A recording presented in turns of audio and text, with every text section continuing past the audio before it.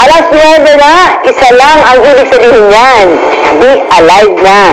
Are you ready to be inspired sa mga istoryang hatid ng inyong favorite trio ngayong umaga? Kaya get comfy lang kayo in front of your TV set as we dish out nothing but truthful testimonials from our Laminine users. Kaya sit back and relax lang kayo dyan. Sagot namin ang kwentuhan. Speaking of truthful testimonials, isang storya na naman ng isang inang nabis na nahihirapan sa kanyang dalawang anak na mapapanood natin.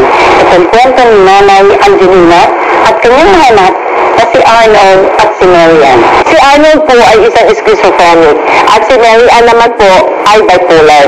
Napakahirap po ito sa isang ina na magkaroon na parehong may kapansanan ang kanyang mga anak. Si Nanay Angelina ay isang labandera lang po at mahigit 60 years old na po siya. Panoorin niyo po ito.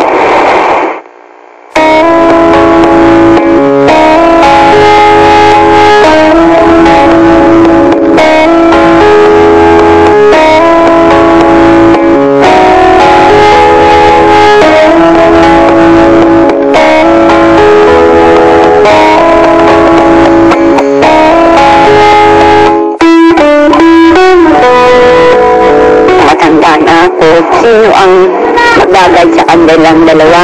Hindi ko malaman kung gagawin ko sila yung anak. Kadalasan, ang anak ang nag-aalaga sa kanilang mga magulang, lalo na sa pagsapit ng kanilang katandaan. Mahina na ang katawan at may iniindang karamdaman. Subalit sa sitwasyon ni Nanay Angelina, ito ay nabaliktad. Si Nanay Angelina mismo ang nag-aalaga sa mga anak niyang malaki na. May sakit kasi sa pag-iisip ang dalawa niyang anak. Isa sa kanyang anak ay si Arnold. Nag-abroad noon ito. I think nagawa ko ng aircon, tapos ko na workshop Galing siyang Saudi, napagamit ko sa psychiatrist. Umabot na 17 years na siyang may sakit na sa niya. Ni-injection lang siya. Pag nagwawala siya, yung kakausapin ko mga doktor, sabi nila wala rin kagalingan. Sobrang nakakatakot ang kinikilos ni Arnold noon. Nakukilos, tinatago namin. Binubusan kami, takot nga kami. Kahit tulog lang siya, hindi mo siya makakusap. Ang lalaki ng mata niya, takot kami. Nagkaroon akong nervous tuloy. At dahil sa mga pangyayari, nadamay at naapektuhan din ang isa pa niyang anak na si Mary Ann. Nag-check up ko, sabi bipolar. Nagkaroon na ng takot. Kasi nga, si Arnold nagwawala. Saka nagtrabaho siya sa hospital. 24 hours ang trabaho niya. Sa hospital, di niya makaya. Nagtrabaho sa hospital, di ba? Shooting stage ko, pero akong bipolar. Parang personality disorder yung bipolar. Ang nilino ko lang din, napatulog lang. Mahirap lang ang buhay ni Nanay Angelina. Kulang ang pera sa pagpapagamot na kailangan ng kanyang dalawang anak. Sa po akong labandera, ginagawa akong paraan para mapuntunan namin yung gamot ng ilang ng anak ko. Subalit ang lahat ng ito ay naiba nang mapanood niya ang programang Be Alive. Dahil sa napanood, binisita mismo ni Nanay Angelina ang show natin. Naging daan ito para makainom ng Laminine ang dalawa niyang anak. At kahit paano, nagkaroon ng positibong resulta ito sa kalagayan ni Arnold at ni Mary Ann. Nung nakita ko yung Laminine, doon ko nakita ang pagbabago, nakakatawa na siya, ililinis niya. Nakapaglalaba na siya. Nagugas na ng pinggan, naliligo. Dati ayaw maligo lang. Hiling niya sa Diyos para sa kanyang dalawang anak. Gusto ko sa Panginoon sa Diyos na yung kagaling ng dalawa kong anak, maging maayos na ang kanilang pag-iisip. Nakilat sa loob dati sa Sa tulong ng Laminine, umaasa rin si Nanay Angelina na kahit paano ay maging maayos ang kaisipan ng kanyang anak.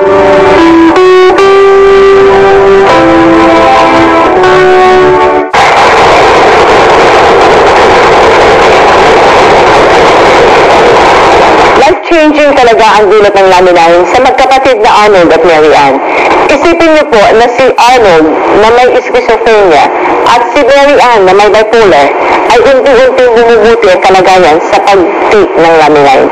Ang schizophrenia po ay isang seryosong disorder of the mind and brain that occurs in all societies regardless of class, color, religion, or culture. It is found in over 1% of the population over the age of 18 or as many as 51 million people worldwide. Kasama yan sa atin yun. Ang bipolar naman po ay isang kondisyon kung saan nagkakaroon ng major shifts sa moods or energy at way of thinking ng isang tao. Wala pang pinipiling edad at estado sa buhay mga sakit na ito. Tulad na lang po ng laminine, ang laminine po ay ihatid na tulong sa kung sino man nangangailangan. More medical information in the next few minutes here on Be Alive. So stay. And today we are very fortunate to have a special guest dito sa Doctor's Panel. We have here Miss Lucy Macadandang. She is a head professor in a prominent university for the nursing school. Si Miss Lucy din po ang nakasama ko sa pagbisita din kina Nanay Angelina, no? Ako din kumukuha ng testimonial pero hindi po ako qualified magbigay ng assessment. And Tita Lucy was kind enough to come with us, no? Ano yung naging assessment ni Tita Lucy dun sa ating mga may case na schizophrenia and bipolar? Nung dumating kami sa bahay nila, I noticed that they are very organized naman, malinis, and apparently si Arnold nagpo-follow at nag-respond sa instructions. Unlike before sa kwento ni Nanay Angelina na very passive and sometimes very destructive. But that time, she obeys instructions. If Miss Anna asks question, he responds. And klaro naman ang response, although there are some instances na after their talk, you will notice that si Arnold ay makikita mo na meron pa siyang parang may sariling mundo at may kausap na nag-iisa siya. But then controlled yung behavior, unlike before, according to the mother. Si Arnold daw nananaksak. Hinahabol po sila ng kutsilyo at pinuhukusan po sila ng mainit na tubig. So, ay nagagalit po. And right now, nakakapag-ayos na daw ng konti-konting electricity sa kanila at inayos yung kanilang electric. Wow! So, I noticed na he really is functional nowadays. Saka meron pa silang kapatid na si Mary Ann naman ho ang pangalan. She's bipolar, no? Dati ko siyang nurse. At first glance, normal na normal din ho yung kanyang behavior, no? Pero nung latter part, nung middle ng aming interview, lumabas yung may pagka-delusional, no? Maybe kita can also explain sa mga. According to the mother, si Mary Ann, parati daw siyang natutulog at naandun lang, hindi naliligo. Even if siya ay iniinom dati ng mga medications na galing sa mental hospitals and other centers na pinupuntahan nila. But recently, nung naandun ako, nakita ko na she's very clean. Pagka kinausap, sumasagot. Pero later, lumabas yung pagkaroon niya ng delusional of grandeur. But then, ang maganda doon, nagpa-follow siya ng instructions. Nung sinabi namin, kaya mo yung gawin, demonstrate niya kung ano yung kaya niyang gawin. And then, very functional na siya, tumutulong na sa bahay. Unlike before, na parating nakahiga, buong maghapon siyang natutulog, na walang paligo the entire day at ayaw niyang maligo. Thank you, Ms. Lucy. How did laminine help Arnold and Mary Ann? The point which I would like to emphasize is that when there is sickness in the body, obviously repair is needed, and medicine is simply trying to compensate what is the problem or the lack of function. Pero hindi nagre-repair. Ang repair nasa food and nutrition, and that's where laminine comes in. Kasi una, ang main ingredient niya, egg powder extract. Galing sa itlog. Kaya lang, technology lang ang pinag-uusapan dito. On the 9th day of incubation of a fertilized avian or chicken egg, meron siya mga growth factors. Sabi ng mga researchers, biologic active components on top of the vitamins and minerals and amino acids or proteins that will be present. Why? Because leave it alone, it will create the miracle of life. Life will be created.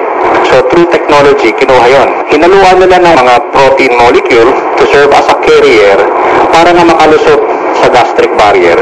And then, to enter the bloodstream. And then, makalusot ulit another cordon sanitaire sa brain, yung blood-brain barrier. And then, when it enters the brain, according to the researchers, the ingredients will balance the homeostasis.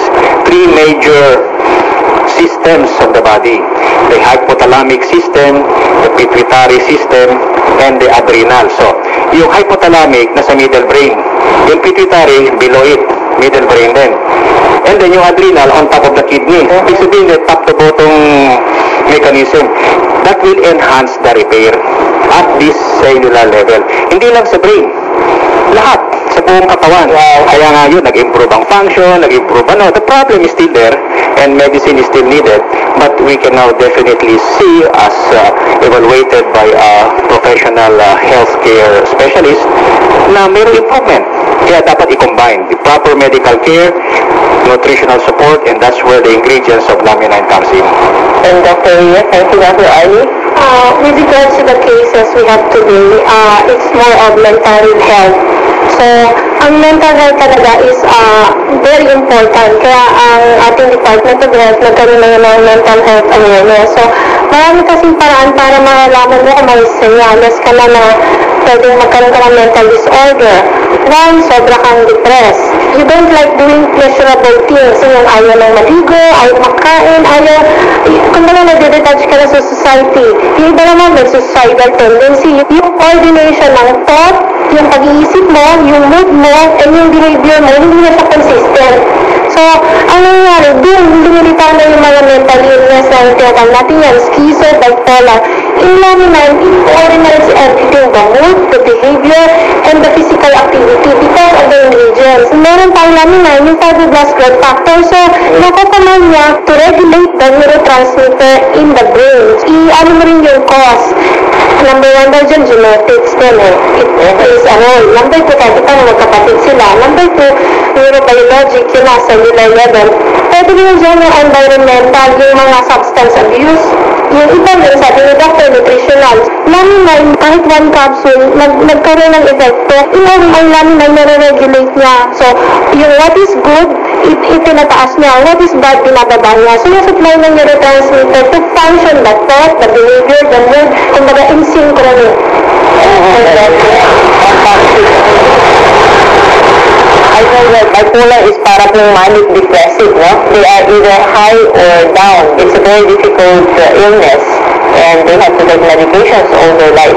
Kaya yung mga depressed, no? Let's say, namatayan or break up, loss of a job, yung na maging bipolar. Yung mga major depression could lead into schizophrenia or other mental diseases. Actually, nag-uumpisa yung depression mo sa stress eh.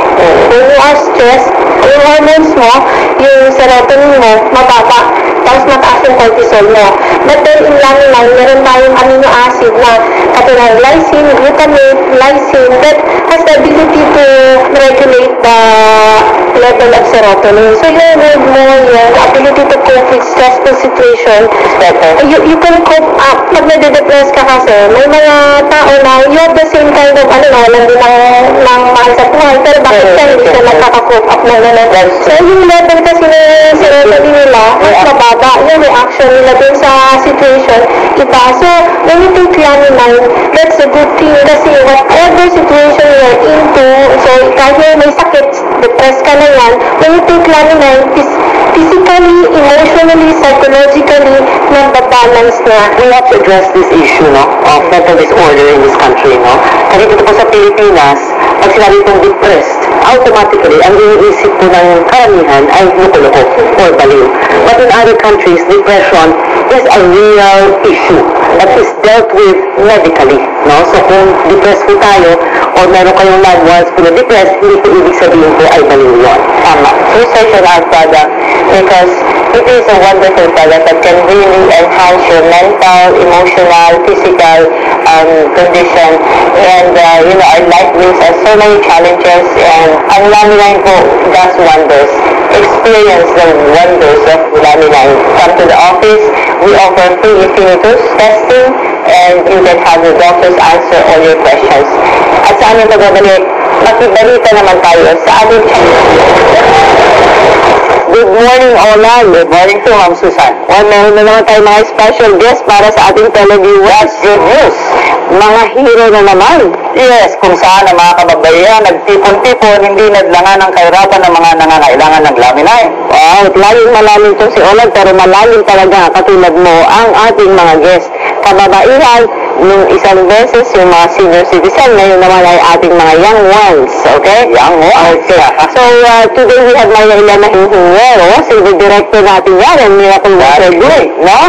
Si Pechi Cruz, Miracle Worker leader din natin po yan. At si Baby Olsen Filias, LAM International Group Speaker ng College Philippines, and si Luna Moya, another LAM Group Speaker. Maya Elena, ay mo, masyado ang dedikasyon mo. Marami kang ginagawa sa opisina na talagang yung mga may sakit na halos walang lunas. Can you share with our televiewers an inspiration that they can use from you? Kaya naging Miracle Worker Group po kami kasi we bring miracle to the lives of many peoples na they lose hope, na naghahanap sila ng possible help para din sa kanilang mga sakit. Dito po sa Forever Rich, with your help, Ma'am Susan, nagkaroon po tayo ng isang group which is Laminate Assistance Program na we will donate at least 1 capsule a month. Wow. So kung meron po tayong 50,000 na members, just 1 capsule a month, which is hindi naman po siya mabigat. Kumbaga, pagsasama-samahin natin tulad ng isang walis po, na kung saan, pag pinagsama-sama po natin yun, marami po tayong matutulungan po ng mga nangangailangan po na tao. Talagang very inspiring, Maya Elena, dahil I am one of those people na I believe na wala akong problema na hindi kayang lutasan. Hindi po natin pwedeng sabihin hindi ko kaya. Of course, Techi, inspire our televiewers. Since we started po dito sa Laminine, sa Forever Rich Philippines po, ang sarap po talaga ng feeling na hindi lang yung kitaan, yung sinishare po natin. Una-una po, talagang lumaki po kami sa grupo namin. It's because of the product itself. Ang dami po talaga namin na natulungan ng mga may sakit. Sabi nga po natin, hindi ito gamot, pero sobra po talaga yung na-touch namin na nangangailangan po talaga ng produkto na akala mo walang-wala na po talagang pag-asa sa kanilang mga karamdaman. Pero yun nga po kaya tinawag na Miracle Workers kasi talagang nakikita mo yung kamay ng Diyos doon na talagang nabago yung kanilang buhay. Nagkaroon na po sila ng hope dahil nga po we brought Laminine into their lives.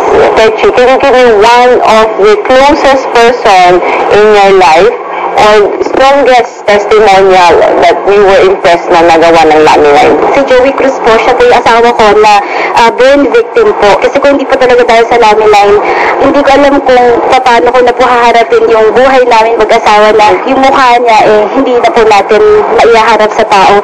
Isa po kasi siyang arkitekto sa profession niya. Ang nakakatawa po, yung dati po naming trabaho, naging part-time na po namin dito. Wow. Yung calling po talaga na to share Laminine at the same time na talagang marami rin po kaming na-improve na buhay at the same time kami rin po nabibless din po. Tama, Techi, alam mo, ako, nag-desisyon akong ibahagi at i-share ang Laminine sa Pilipinas ay dahil sa na-touch din niya ang dalawang lalaki na napakalapit sa puso ko. At nakita ko yung miracle. So, para sa akin, I'm going to be very selfish if I am not going to share this. Sa awa ng Panginoon, pinaunlakan, binigay niya na madala dito sa Pilipinas. Of course, baby. Yes, ma'am. Kaya po ako na-involve sa Forever Rich Philippines sa Laminine, ma'am.